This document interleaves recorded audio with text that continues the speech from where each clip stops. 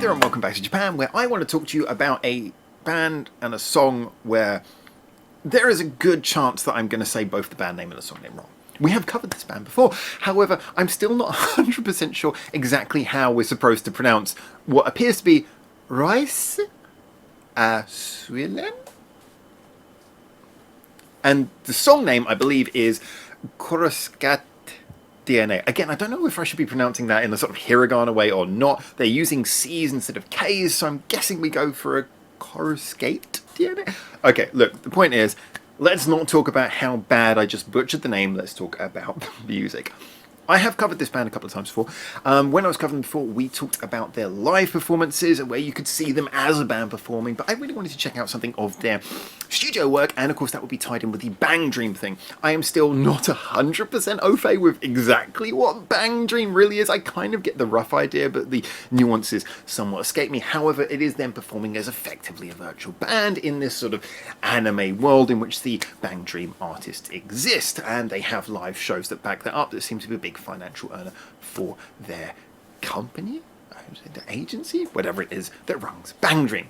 Now, as I say though, this is not your average run-of-the-mill stick them together for the sake of TV project type band. They have some really interesting lineup here, well, a really interesting lineup here in that they have the keyboards, they have a wonderful singer, they have a really good balance of sounds that they can produce, which always gives you more to work with. On top of that, their songs seem to be quite interesting, so I thought I'd dive into this one. Now, this song came in at about 2 minutes long.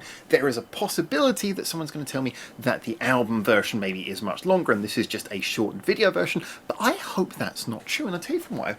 I think this just kind of worked. It is a song that is basically intro, verse, pre-chorus, chorus, ending.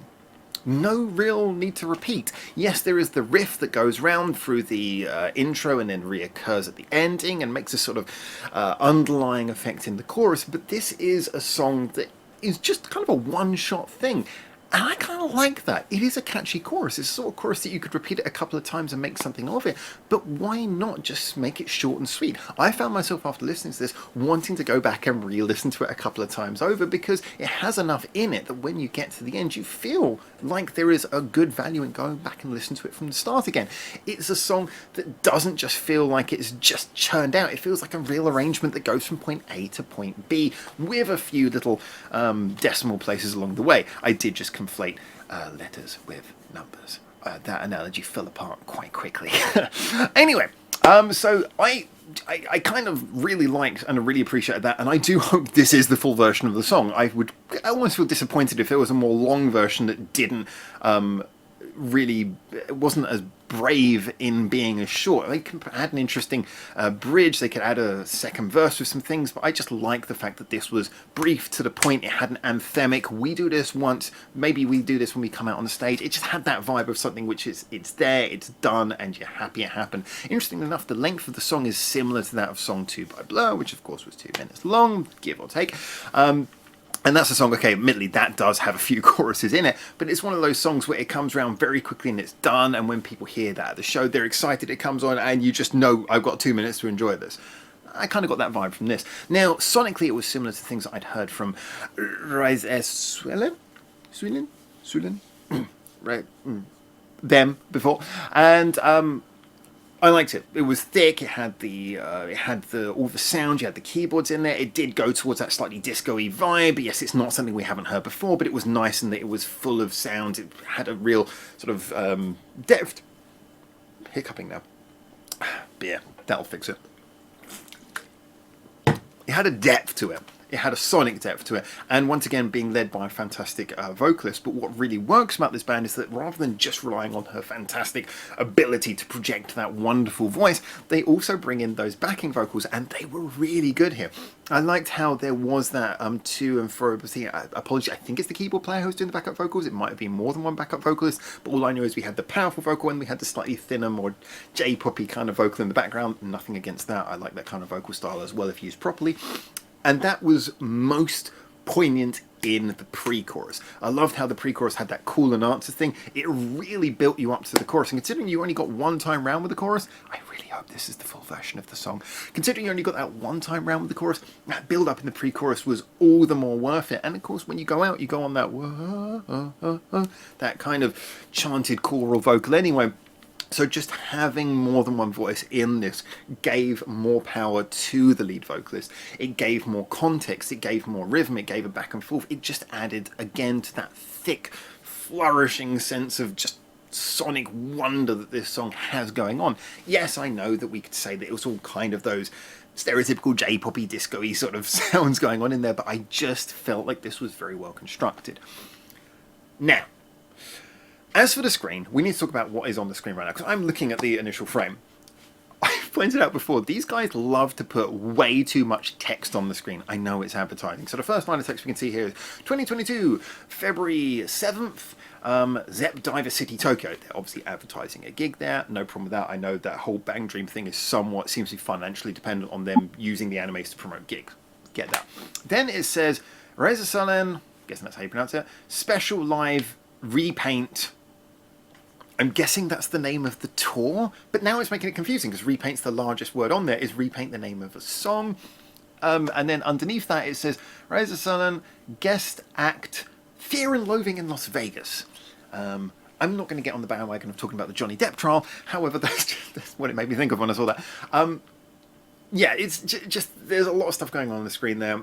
I kind of feel a little bit like sometimes it would just be nice if you just got band name, song name, but also, I've said this before, I'm a big respect of the fact that these artists, it's a business. They have to make money, they have to promote stuff. I kind of feel like maybe they don't do it in the clearest possible way with this, though. But hey, text flooding the bottom of your screen is a very Japanese thing to do, so maybe that is a credit for it. I just felt that that was maybe in the way. The video itself was very anime. Again, that's the whole purpose of this. I'm not someone who's got huge chops when it comes to understanding or knowing the history of anime. It was incredibly peppy. It was very peppy. Everyone's doing big expressions and really into it and turning their heads dramatically all the time. You have to turn your head dramatically. That's a big Asian drama thing.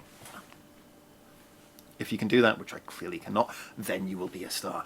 And yeah, they had all of that. It was very, very peppy to the point where almost to being kind of like amusing. But it's all part of it. The song itself is kind of hyperbolic, it's big, it's bombastic, it's over the top. So that all kind of works together. Yeah, I just found this to be fun, engaging. It could be more over the top because of the fact it wasn't expecting you to sit through a 5 or 6 minute arrangement. It was punchy, it was to the point, it had a development, it went through various phases, each one time, but with a real sense that each one had a significance in moving the song along. It had good performances, it had a nice flush arrangement. Yeah, this was good. Is it going to be one that I'm going to come back to regularly? Probably not. I don't think this is one of those songs where you go, oh yeah, I'm really into that song, I've got to listen to that over and over again. I think this is one of those songs where it would just work maybe as a concert opener, hence the concert advertising going on the screen. It's one of those ones where in context, at the beginning of a playlist, at the beginning of an album, at the beginning of a concert, there's something to like rev you up, to give you that first punch. This is brilliant. As a standalone song, I really like it, but I think this is more of a song that belongs in a context. And given just the presence of like anime, their obvious love for doing live shows, I'm sure that they will contextualize this perfectly into some setting. If you're a Raise A Suilen fan, let me know what that context is. Let me know how they use this song. Let me know if, dare I say it, there is a longer version. I really hope there isn't. And yeah, I will look forward to seeing your comments, and until I hopefully speak to you very soon, for now, from Japan, ciao ciao.